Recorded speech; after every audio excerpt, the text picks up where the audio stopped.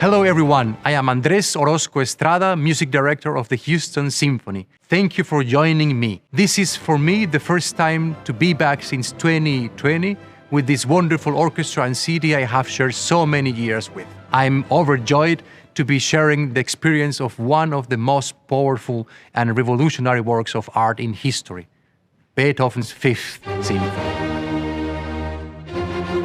In fact, tonight's performance carries with it the same importance as so many of the other historical moments in which the piece has been presented.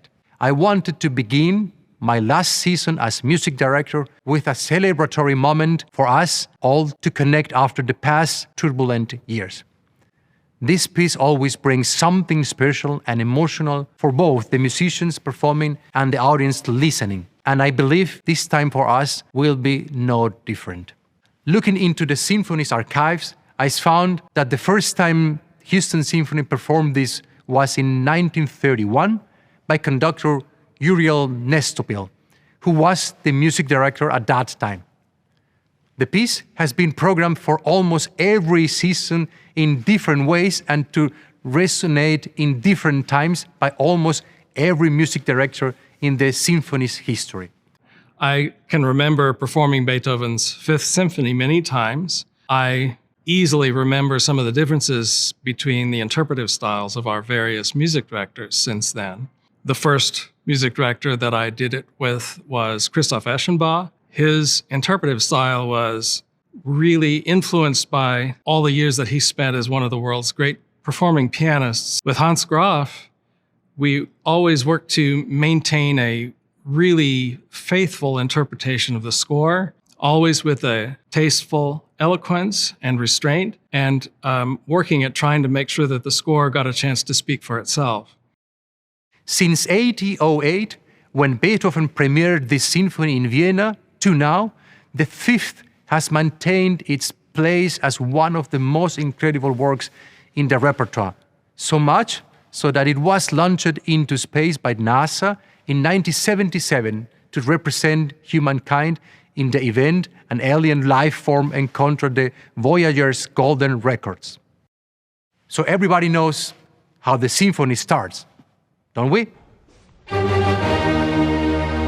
There are so many ways to interpret what these four notes represent, from fate knocking on the door, to the rhythms of a revolution, to breaking the shackles of oppression. The power and concentration of this music is staggering and attention-grabbing. It is impossible to ignore the power of these notes.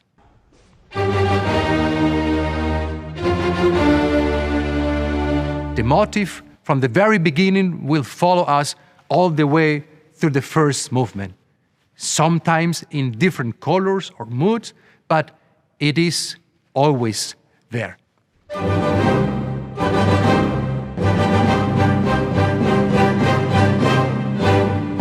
What could come next after the intensity of this opening movement?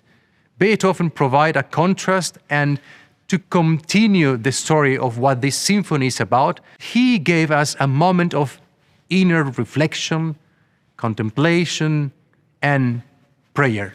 There's a collective breath, and the second movement begins with the violas and cellos playing this beautiful, lyrical, expansive theme.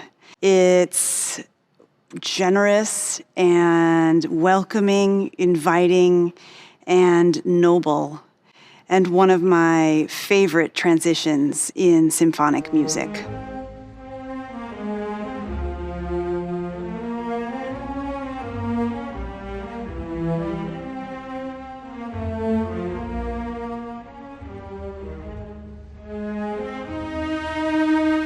The melody we just heard is a gentle companion through the second movement, taking on many variations, very much in contrast to the fate motif that chased us through the first movement. There is also a second, more victorious melody that propels us along.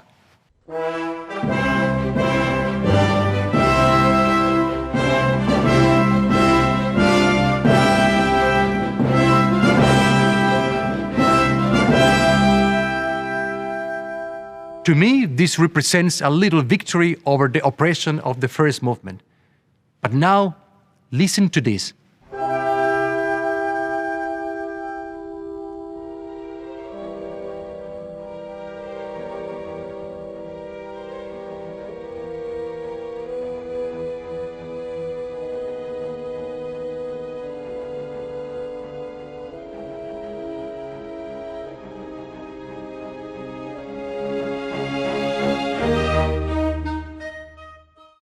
Here it is again, fate.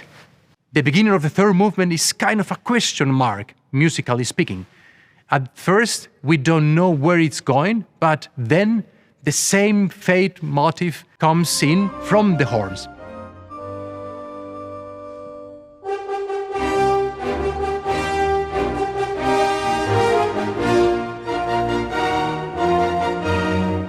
Fate is chasing us one more time. This is how it goes in the first part of the third movement. But in the next section of this movement, we have again a big contrast, as always with Beethoven, this time in form of a fugue.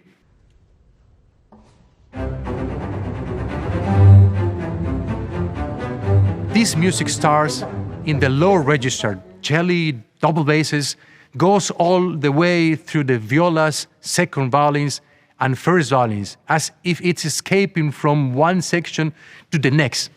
And this is the perfect way to describe the way the musical form of a fugue works. Now that we are towards the end of the symphony, Beethoven has one more stroke of pure musical genius, which, to me, is always astonishing. In a way, the brilliance of Beethoven is, for one thing, he wrote the most famous four notes in classical music history.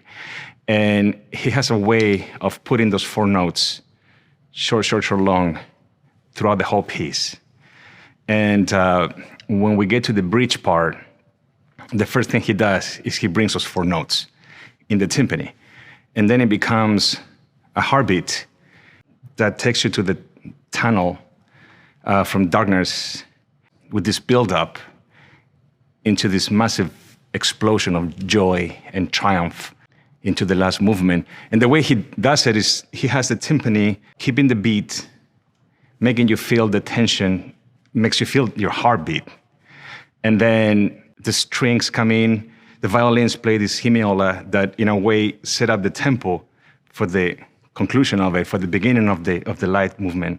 And this whole transition is just absolutely genius. It's obviously something new at the time, and you can interpret it in so many ways. But I think the easier way to understand it is your heart beating in the transition from darkness into the light, from a minor key into major key.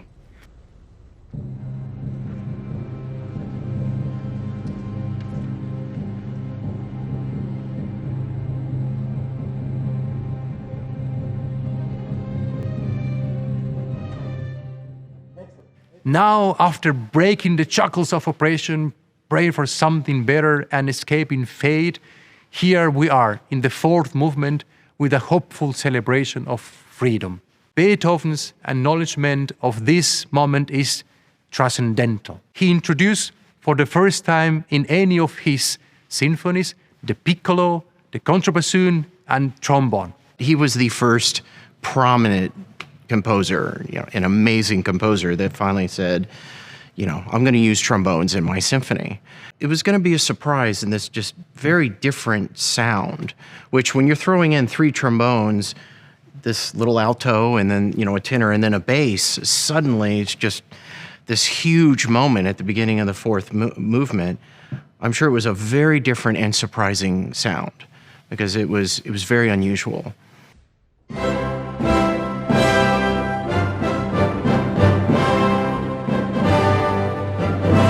I think the fact that you see him being one of the first composers to use all these different instruments to change what a symphony orchestra sounds like, that's part of what made him such a revolutionary.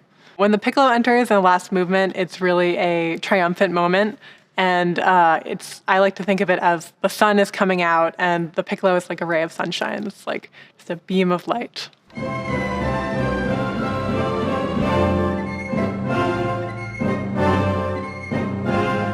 With the addition of these instruments, I feel like the orchestra's range of colors has suddenly expanded, and Beethoven brings us to the edge of what is possible.